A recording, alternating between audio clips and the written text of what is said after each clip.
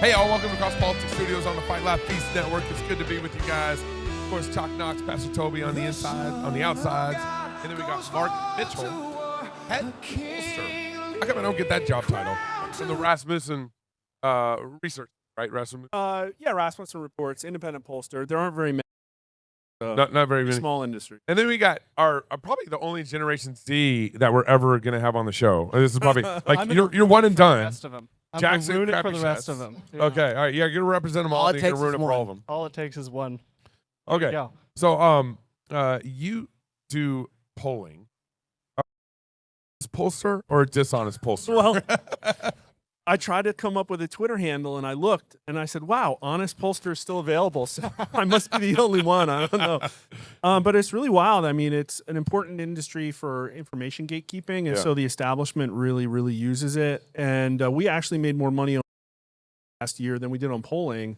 Because we were telling people, like, no, look, they're lying to you. And everybody, I think, fundamentally knows they're being lied to. But, like, yes, you absolutely are. So yeah, you're being lied to, meaning that are you basically maintaining that you're objective polling? Yes. Is that what you're saying Yes. by being lied to? Objective. We're objective. Yeah, 100%. I'm not paid by any political party. I'm not shilling for pharma. I'm not trying to get big soda to, like, get SNAP benefits. I'm literally just looking out for the American people, and there are, like, I could count on one hand the number of people that do that. It's like me, Rich Barris, Trafalgar, Matt Towery. Like, that's pretty much it. Everybody else is part of the of public opinion research.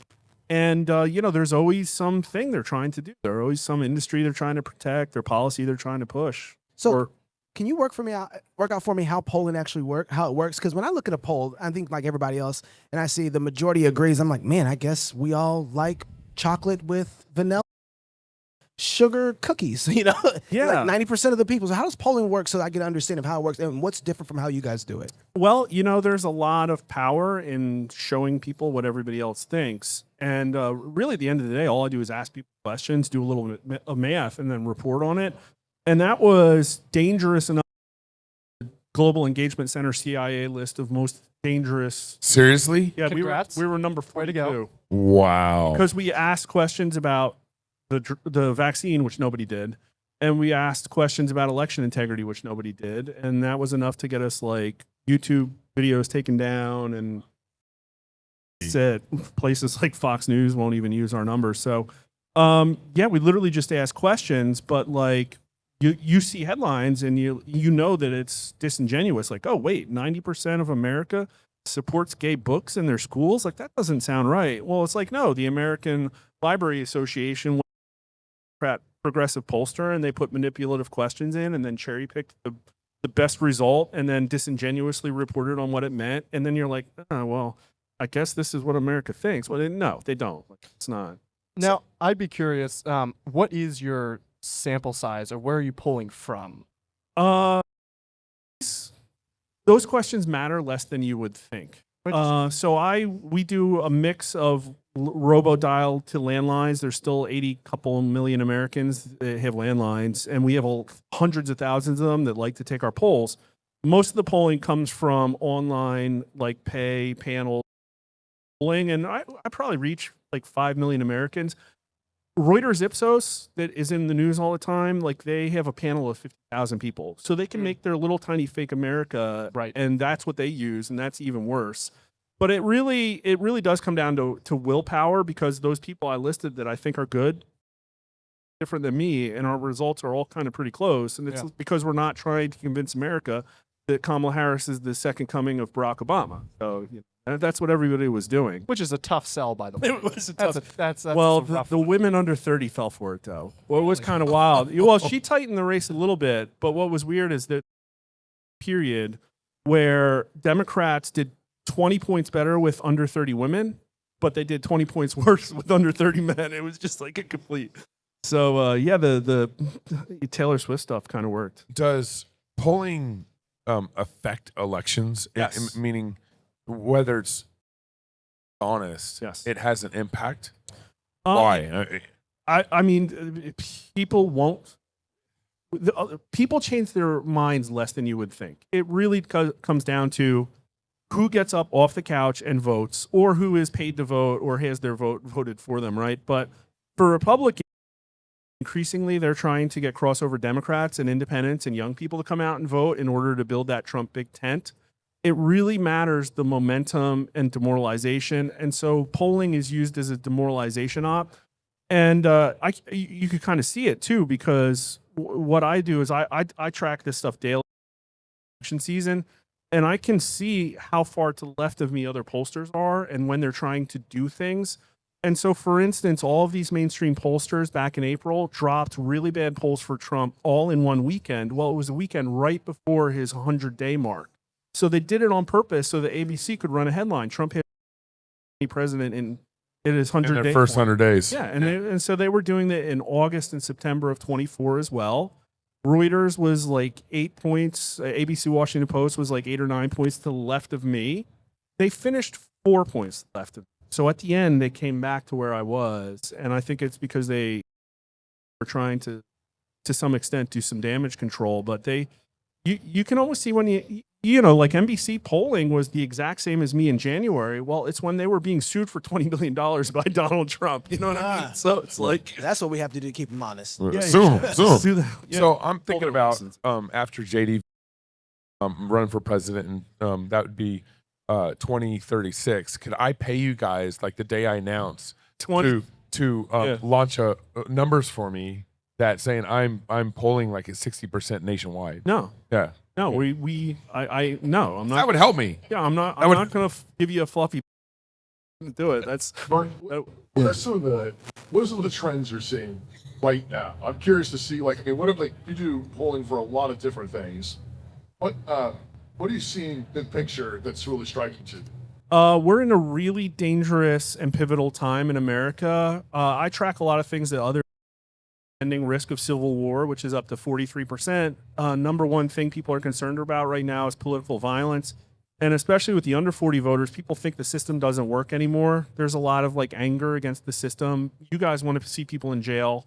You want dictators. We're pretty mad. It shows up in the polling. Yeah. They hate all this kind of stuff. There's very few things we Too don't many hate. Jews. Yeah. It's like 19% of under 30 voters supported Israel over Palestine, only 19%. And the number is just So plummeting. 80% are somewhat confused all the way to like. Well, there's a we're for lot of Gaza? not sures, but I think the Palestinian number was maybe in the 40s or something. But it just look what we're seeing will change. So 20 years ago, there wouldn't be an age difference on Israel, but there would be a huge age difference on like a Democrat versus Republican candidate. Now what you see is the under 30s and the 65s are pretty close on Trump. They are a totally different world on Yeah. Israel, and Yeah. it's going to be increasingly on other stuff. You're going to see it on NATO. You're going to see it on everything. And it's because these guys are going to take over. Like, Congress and Senate's like 60% boomer right now. In 5 or 10 years, that number is going to be really tiny. Gen Z millennials, I think, is less than 15% of elected representatives nationwide. And their politics are very different. They don't care about conservatism at all. Brutal reform of the system. And Republicans haven't figured this out yet, and the Democrats kind of have. That's why they're sort of backing their AOCs and their Bernies and their Mamdanis. Right. And in the matchups, Bernie is the only candidate I've ever had beat J.D. Vance. And it's because he's talking about these issues the right way. And this is, I'm sorry, there's no way powerful and wealthy corporatist system is going to come out of this unscathed. And the Democrats have kind of figured that out. The Republicans haven't yet because I think the Republicans keep figuring. they need to fight the oligarchy and not actually be the oligarchy. And I said that in the White House, and Susie kind of liked it, but I think, you know what I mean? Like Trump's a deal maker. Define the oligarchy. Like who in the Republican side that we're supporting that is that oligarchy? Well, where are the weighty policies coming out of Republican think tanks that acknowledge the fact that we have a system that now like 10% of the highest income earners are sales in America, or that the median first-time homebuyer age is 40 years old, Yeah. or that Yeah. every high-paying job for Zoomers has been given to the country of India, or Yeah. that there's major national concern. The modern college is designed to create spectators, passive receptacles of worldly cogs in the bureaucratic machine, jellyfish who drift with the current of popular opinion. Stadiums filled with spectators, lecture halls filled with spectators, even leisure hours spent spectating, doom scrolling on shiny screens that numb the atrophied muscles of the soul. of dopamine. This is the college experience, a playground for cynics, fops, and voluptuaries, where the longhouse babysits men of cloistered life, cold and timid souls who neither know victory nor defeat. But not at New St. Andrews. We're not interested in spectators. We're building men for the arena. Men of character who dare to quell the storm and ride the thunder. Men who wish to spend themselves in a worthy cause and don't shrink from contact with their fellows. Our education is designed to strengthen and study the works of God, to expand the heart to know His covenant-keeping love, to tune the voice to sing His praise, and to train the hands to build and fight for the advancement of Christ's kingdom on earth. We're looking for men with the will and power to work, men of peace who are willing to lead, men of strength who will love one woman till death and build a life with her, filled with joy and gratitude and a gaggle of godly offspring. We're looking for men who wish to master themselves and to be mastered by Christ, who dare greatly, strive valiantly, and who are willing to bear the brunt. No excuses, no fear of failure, no shifting the blame. Get out of the stands and into the arena. It's time to do the word. New St. Andrews College. Spectators need not apply. Most real estate transactions happen at pivotal moments in life, both happy and sad, like a growing family or the loss of loved ones. At Story Real Estate, buying and selling homes isn't just closing deals. Folks over there know that it is a big life moment. Now, if you love serving people through Story Real Estate is looking for great people to join their team. Their website is storyrealestate.com, and if the menu tab is selected, more information can be found there to join the team. There's everything coming out of the Republican establishment policy arm, in my opinion, is maintain the quo is just not going to work anymore. We all know it. Yeah, I'd add the Epstein files to that list, not necessarily because like that's the most important thing in our nation right now, but just as a symbol of the trust that's being put in the government, and how much we believe lack of in trust. them, right? Which is very little, and very little trust that even they will expose themselves if they're doing wrong. And so I think a lot of Gen Z seeing that, and we weren't really around when the whole Epstein thing, like the first time it broke with Prince Andrew, and I think it was 2008. That's right. But we see that Epstein is being covered up and for some reason hid from us, to the sense of like powerlessness and separation that we feel from our government. Yeah. Demoralization. I've gotten a lot of DMs on Twitter in the last 2 months from demoralized MAGA people who are not Republicans. They voted for Trump 3 times. And I'm hearing things like, we just need our Franco, and I guess Trump's not it. And like, that's Epstein. It's not the most important thing. It's the most egregious. That's the problem. It's the most egregious thing. Yeah. So then this next generation, this Generation Z, they're revolutionaries. Yeah, I think so. Wow. We have to And be Not principled. But that's what's Per going to se. happen. Well, Are there some principles there? Yeah, I think 100%. And this one, but just to give you a rundown, like first Gen Z, I say Gen Z, but it's really a dividing line at the Zennials. Like I'm a Zennial. Everybody under me gets What do you mean Zennial? Define Zennial for me. right on the barrier between Gen X and Millennial. So when we were, I guess I'm one of those. what was your 79. Okay, I'm 79. Okay, yeah. By 234 days, but I know Yeah. the internet way better than them. knew that so- off the top Right. of his head. Yeah, well, you just ask Grok where you're at. 234. Just ask Grok. So the under 40s have really high instances of mental health, a horrible dating situation. Economy's not fair. A lot of them think they'll never have a house. Like all this shows up in the polling. And you see just really weird things like under 40 Trump voters actually support all these really socialist policies, like in nationalizing major industries. That's a 3/4 thing under 40 Trump voters. Wow. Yep. So, like, you hear it in the way they talk as influencers. The ones on the left sound a lot like the ones on the right, which is like, why are we still talking about Ilhan Omar? She should have been shot out of a cannon by now. And so is that principled? Well, it's not fake, beautiful loser, principled conservatism that has all of these like traditional ideals. when you hear them talk about it, it is about fairness and about morals and ethics. So I think they look at the system and says, this system is just screwed. It has no ethics. And we're going to bring one back that has it. I don't know if this is a question that Jackson or Mark, but like, so you say, how many, what is more to nationalizing? Like 75% of under 40 Trump voters. So like, my mind, I think is, so you want to kick out the old oligarchy, create a new oligarchy. What's the principle there? I can answer Yeah, that go ahead. partly. Part of it is we're not very well read as a generation. I think more than 50% of Gen Z can't read past an 8th grade level. And from that, you can pretty easily guess that they're not reading history somewhat frequently. So we don't understand that when something has to fill the vacuum, and the thing that we're trying to fill the vacuum with is going to us. And so it's just like, we need to try something else. Like, something has to change. It seems like if it's deep state, it's the ban. Yeah. It's the establishment. Yeah. The real revolutionary movement would be to say we want radically free markets, not another oligarchy. Yeah, under 40s like capitalism, but then they say that the economic system is unfair, and then they would support socialists. So they don't think that we have a capitalist system, and that's how you get, like, Trump had a 60% job approval rating of under 40 voters in February when he was hacking apart the system, and now it's down to 40. And who has high favorability? It's so, like, what I see is it's not necessarily about history. It's that they don't want to be preached to. And so you saying, well, you can't vote for him, he's a socialist. They were like, why? Conservatism doesn't work for me. So They're like, watch me. yeah, watch me. Exactly. And that's the fourth turning. Hold my beer. It's rebelling. They are revolutionaries, and they're going to rebel against a system that has failed them. Also not a big responsibility-taking generation, and we kind of have to become that in order to bring about real.